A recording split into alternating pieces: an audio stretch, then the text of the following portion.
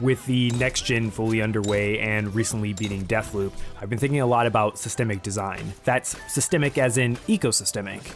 A game that uses systemic design has several simple systems that drive the game world.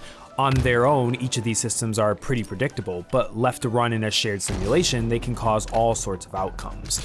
Now, the idea of this isn't new, of course. By default, many games have such systems that can cause situations to emerge that the programmers did not specifically design. It's an emergent property of the systems doing their thing and the player's actions and reactions to that situation. The thing is, often when these emergent things happen, it's something that hurts the gameplay or messes with the intended outcomes that the developers had, so it's often seen as a bug or an exception that needs to be fixed. That's not the situation I'm talking about right now. In this case, the emphasis is on designing a game with these independent system loops with the express intention of creating emergent possibilities. This is the way you make a living, breathing game where the player can be surprised, inventive, and never bored.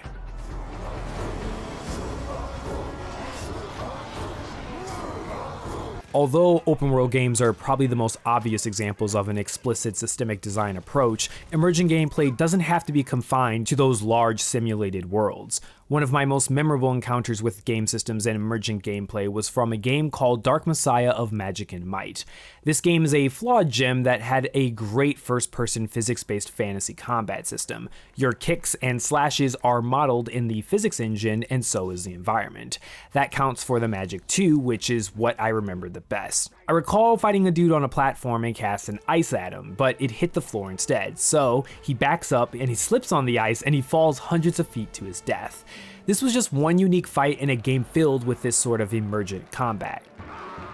Good systemic design not only has a bunch of these intertwined systems, but it also trusts players to use their imagination. A great game truly gives the player the power to manipulate these systems as well. The Nemesis system from Middle-earth is an almost perfect example of great emergent gameplay using systemic design principles. The Nemesis system was the emergent result of several systemic game loops coupled within an appropriate database structure for the system to draw upon. The system's components of Nemesis are simple, but in practice it feels very alive and personal for each person playing. No two players will have the exact same experience with the Nemesis system. It's not just how the player will have a different type of orc that they'll fight each time they play, but the ability to manipulate the social structures of the orcs adds a layer of influence that creates these unique stories that players can tell each other about. Dishonored, or even the recently released Deathloop, are great examples of games that give players an arsenal of tools that they can use to reach a specific objective. Think about how the blink power with the switch perk equipped allows you to swap locations with an enemy. Take that system and combine it with the grenade tool and you can create some pretty hilarious chaos. And speaking of technology, physics was a huge breakthrough with systemic design. Remember that crazy moment during a CSGO match where one of the players used physics as a tool to get a high-risk weapon for another player? That is a great example of systemic design even in a multiplayer game.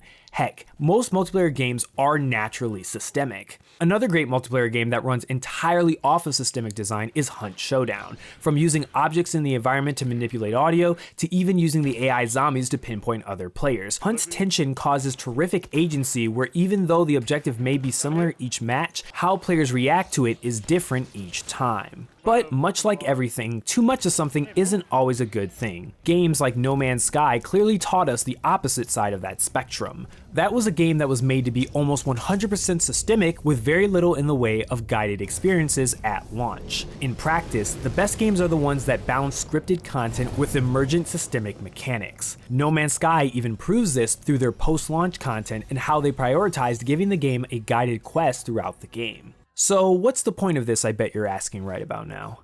Well, I wanted to make a point of these existing games to show how all of them brought something unique and memorable to gaming over the years. Nothing beats those moments of perfect emergent gameplay when things just all fall into place. For one ideal moment, you achieve gaming nirvana. But what I've shown you so far in this video is downright primitive compared to what is possible in the future as our technology and hardware has gotten more powerful.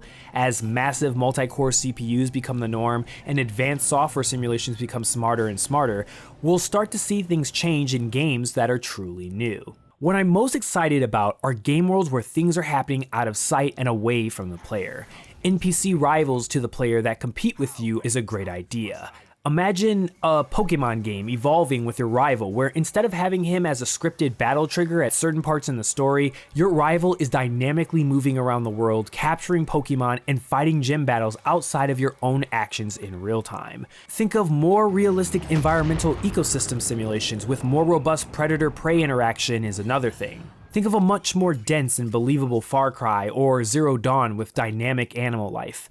NPCs that talk to each other in an emergent way and not just in pre-baked ways could be amazing. Spontaneous fights or alliances between NPCs just dynamically happening with no two playthroughs giving the exact same results. I also think that systemic game design and immersive VR go well together, and if VR gaming is going to go anywhere, that will be part of its success.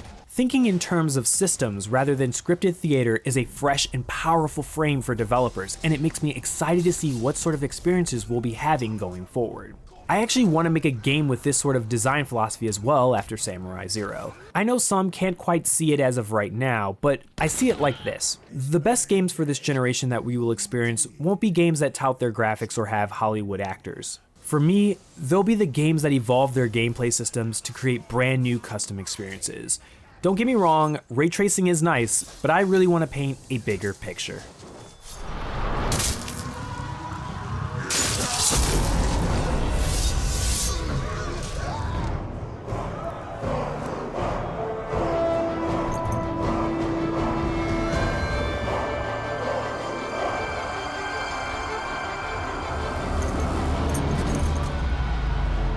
This fortress is back in the hands of its rightful owner!